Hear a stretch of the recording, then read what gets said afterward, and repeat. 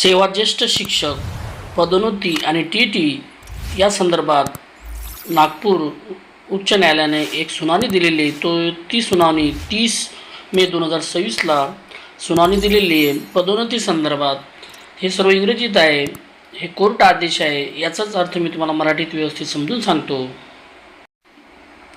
या आदेशाचा सोपा अर्थ असा आहे. बॉम्बे हायकोर्टच्या नागपूर खंडपीठात रीट पिटिशन नंबर 4432/2026 दाखल करण्यात आली आहे.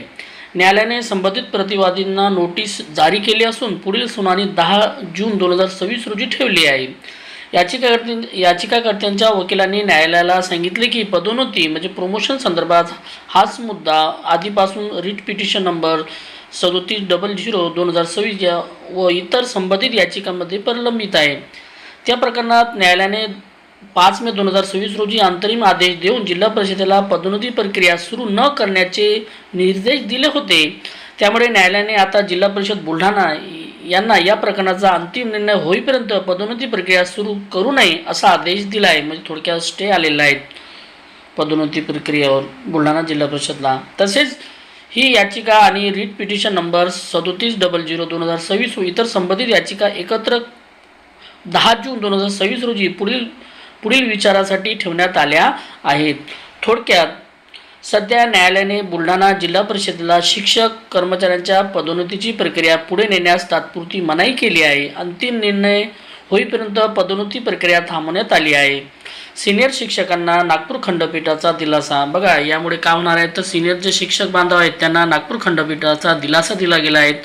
पुढील आदेश येईपर्यंत पदोन्नती स्थगिती म्हणजे थोडक्यात स्टे आलेले आहेत पदोन्नती प्रक्रियेवर. तर 10 जून 2026 पर्यंत राहणार आहेत.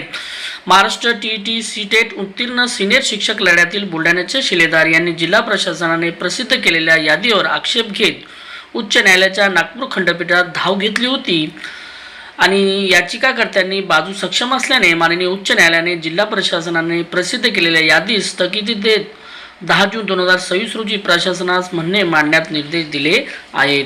म्हणजे जे प्रमोशनच्या याद्या लागलेल्या होत्या आणि प्रमोशन होणार होतं ते त्या ठिकाणी त्या प्रमोशनला स्टे ऑर्डर आलेले आहेत आणि 10 जूनला परत त्याची सुनावणी होऊन सिनियर शिक्षकांना त्यांची बाजू मांडण्यात येणार आहेत. अशाच प्रकारचे व्हिडिओ आवडल्यास व्हिडिओ लाईक, शेअर आणि सबस्क्राईब करायला विसरू नका. थँक्यू.